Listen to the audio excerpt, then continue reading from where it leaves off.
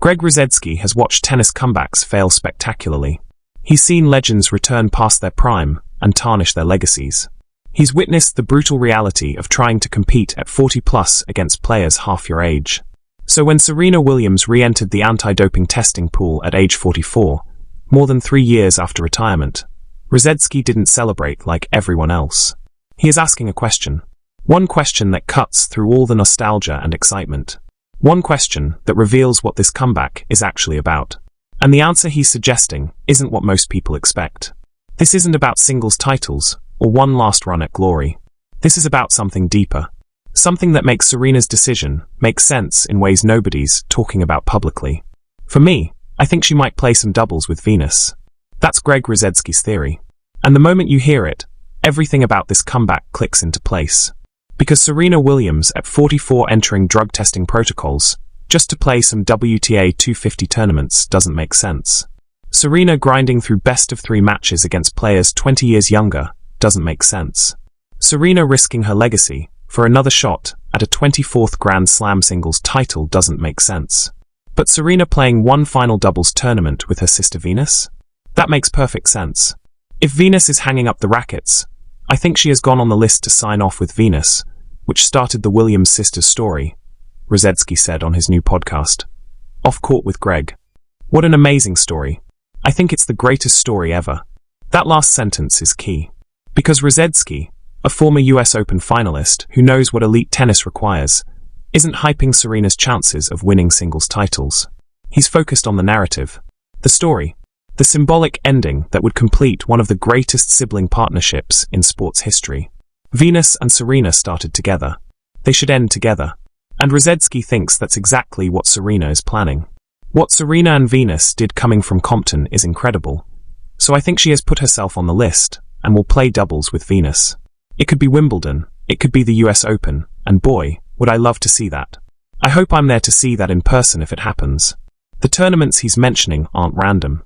Wimbledon and the US Open are the two most prestigious venues where a Williams sisters farewell would mean the most. Wimbledon because they won 5 doubles titles there. US Open because it's home. Because it's where American tennis history gets written.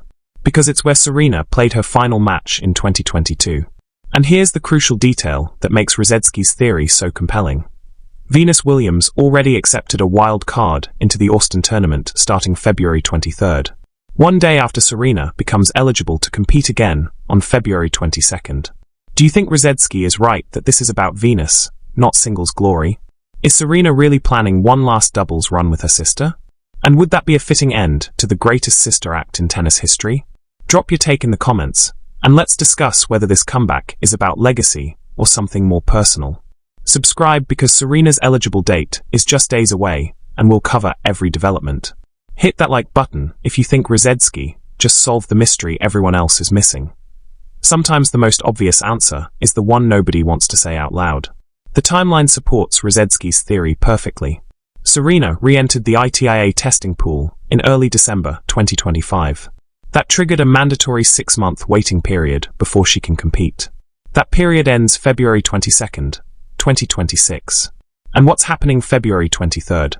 Venus is playing Austin. The same Venus who reached the US Open doubles quarterfinals with Leylah Fernandez in September 2025 at age 45. Venus is still playing. Not at a high level in singles, but she's playing. And she's clearly not ready to completely retire. But she's also not getting any younger. At 45, every tournament could be her last. And if you're Serena, watching your older sister continue competing while you've been retired for 3.5 years, that probably creates some complicated feelings. They started this journey together. Venus was actually the better player initially. The one who broke through first. The one who won Wimbledon and US Open before Serena did. The one who paved the path that Serena eventually dominated even more. And now Venus is still out there, grinding away at tournaments, while Serena is retired with 23 Grand Slams and a legacy as arguably the greatest female tennis player ever. But that ending at the 2022 US Open wasn't perfect. Yes, there was fanfare. Yes, there were tributes. But Serena lost in the 3rd round to Ajla Tomljanovic. And you know what else happened at that 2022 US Open? Serena and Venus played doubles together. Their last match as a team. They lost in the 1st round to Linda Noskova and Lucy Rudetska. not the storybook ending anyone wanted. Rusedski's theory is that Serena wants a do-over. One more chance to end the Williams sisters' story on their terms, not with a first-round doubles loss at 2 a.m. that most people don't even remember. He said, "I don't have one Michael Jordan, I have two Michael Jordans," Rusedski said, referencing Richard Williams's famous quote from the movie King Richard.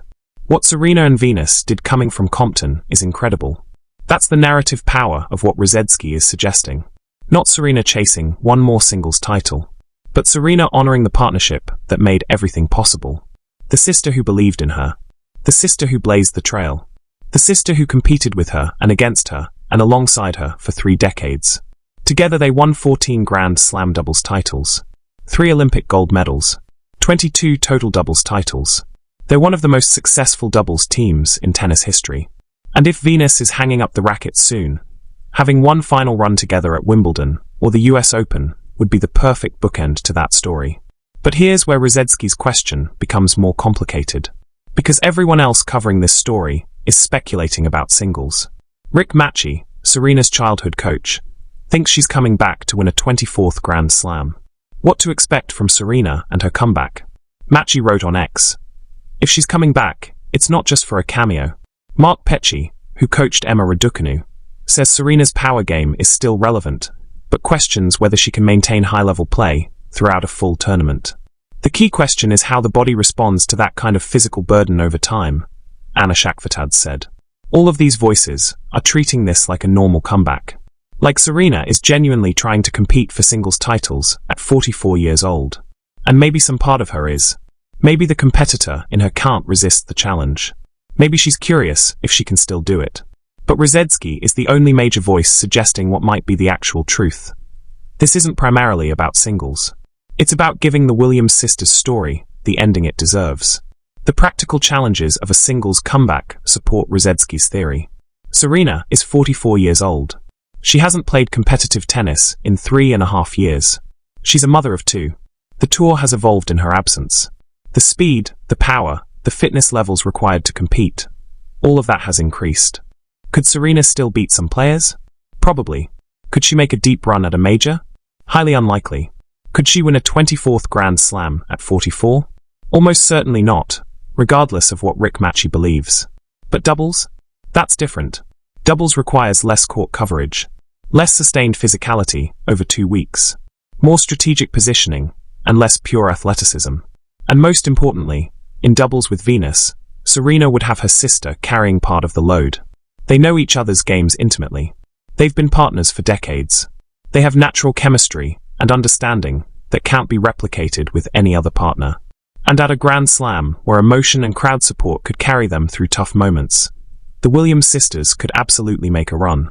Not to win necessarily, though stranger things have happened, but to have meaningful matches, to create moments, to remind everyone why they mattered, to give tennis fans one more chance to watch them play together before it's really over. That's what Rusedski is seeing that others are missing. This isn't about wins and losses in the traditional sense. It's about narrative completion. It's about honoring a partnership. It's about family. "I hope I'm there to see that in person if it happens," Rusedski said. That's not the statement of someone who thinks Serena is coming back to dominate.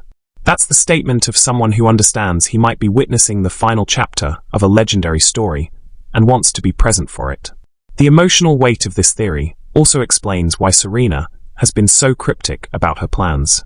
When the news first broke that she'd re-entered the testing pool, she posted on social media, "OMG y'all, I'm not coming back. This wildfire is crazy."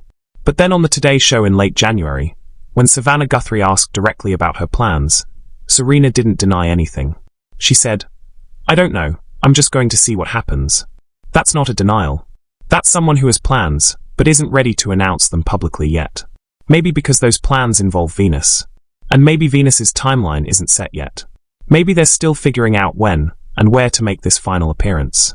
Maybe Venus needs to get through Austin and see how her body feels before committing to one more Grand Slam doubles run with Serena. All of that would explain Serena's vagueness. She can't confirm plans that involve someone else until that person is ready. But she also can't completely deny that she's coming back because the testing pool registration makes that denial pointless. So she's stuck in this limbo of, "I don't know, we'll see," while privately coordinating with Venus about timing and tournaments. And Rusedski has called it out publicly, because he understands the dynamic better than people who are only focused on singles glory. The significance of Wimbledon and US Open as potential venues also matters enormously. These aren't just any tournaments. They're the stages where the Williams sisters' legacy was built. At Wimbledon, Serena won 7 singles titles. Venus won 5. Together they won 5 doubles titles. The All England Club is where Venus made her breakthrough in 2000, where Serena established her dominance, where the Williams name became synonymous with grass court excellence. Having one final appearance there, walking out on centre court together, hearing the ovation, playing with nothing to prove and everything to celebrate, that would be cinema.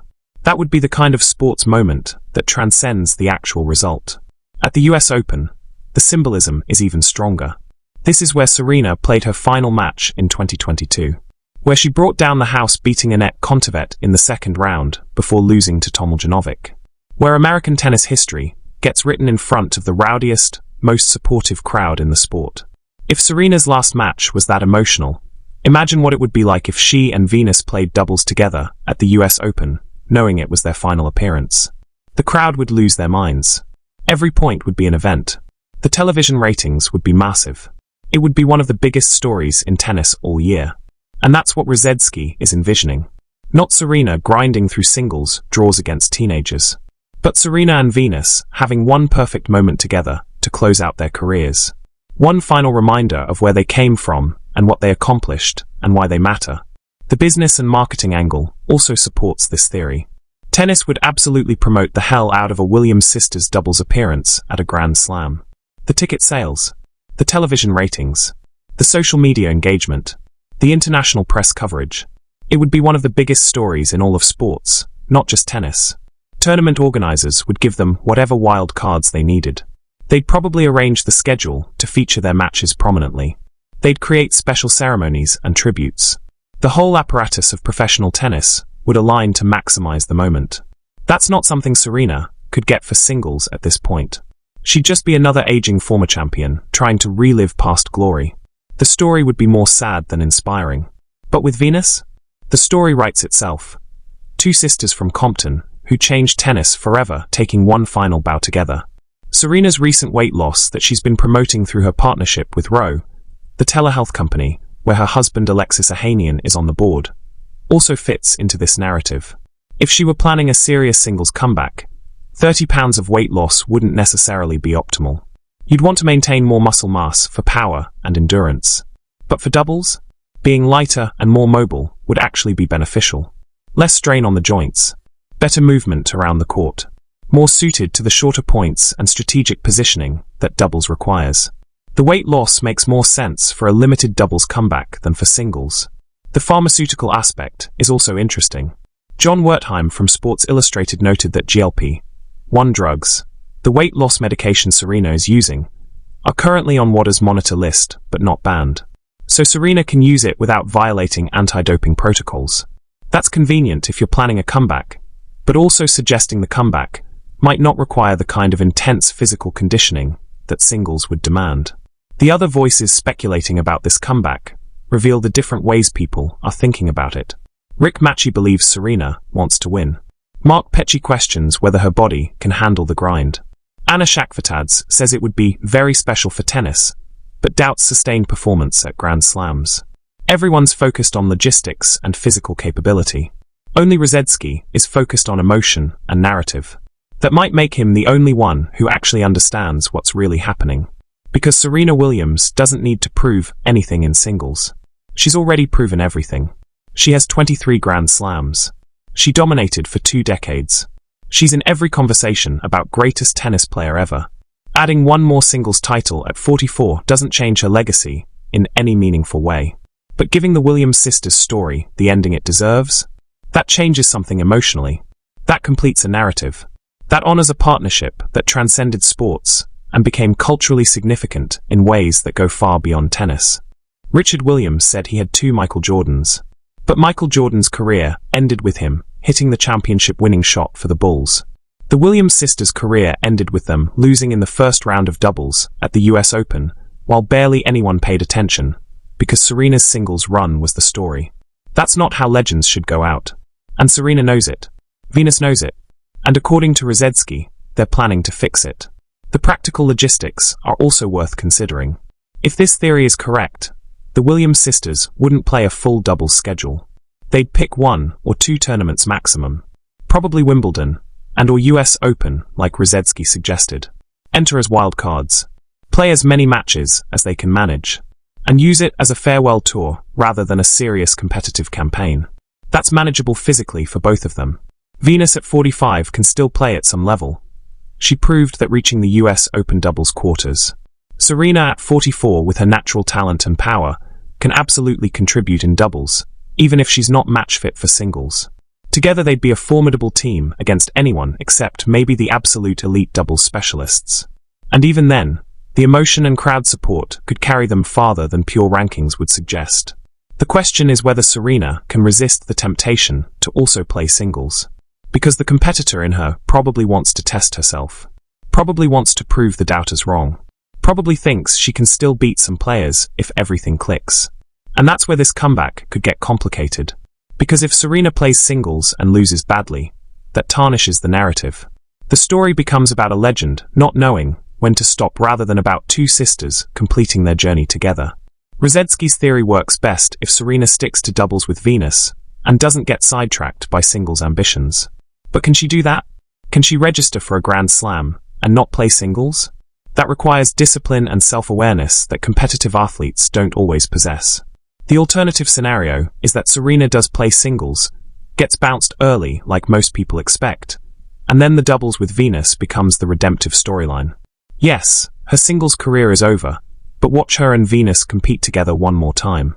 That narrative salvages the comeback, even if the singles results are poor. Maybe that's actually the plan. Use singles as cover for what's really a doubles farewell. Enter both events, but know that doubles is what matters. That way you can honestly say you came back to compete, not just for a ceremonial appearance. Either way, Rusedski has identified the core truth that everyone else is dancing around. This comeback makes sense as a Venus story, but doesn't make much sense as a Serena singles story. And once you see it through that lens, everything else falls into place. The timing of Venus accepting a wild card into Austin right when Serena becomes eligible isn't coincidence. The vagueness of Serena's public statements isn't confusion. The focus on Wimbledon and US Open in speculation isn't random. It all points to exactly what Rusedski is suggesting. And if he's right, we're about to witness one of the most emotionally powerful moments in tennis history. Not because of the level of play or the stakes of the matches, but because we'll be watching 2 sisters who changed everything about women's tennis, who came from nothing and beat impossible odds, who dominated for 20 years and inspired millions. We'll be watching them play together one final time, with everyone knowing it's goodbye. That's worth coming back for. That's worth entering drug testing protocols and dealing with comeback speculation and risking the criticism of people who think you should stay retired. Because some stories deserve proper endings. And the Williams sisters' story deserves better than a first-round loss at 2 a.m. that most people forgot about. Rusedski sees that. And whether anyone else in tennis wants to acknowledge it publicly or not, he's probably right. Do you think Rusedski is right that this is about Venus, not singles glory? Is Serena really planning one last doubles run with her sister? And would that be a fitting end to the greatest sister act in tennis history? Drop your take in the comments, and let's discuss whether this comeback is about legacy or something more personal. Subscribe because Serena's eligible date is just days away, and we'll cover every development. Hit that like button if you think Rusedski just solved the mystery everyone else is missing. Sometimes the most obvious answer is the one nobody wants to say out loud.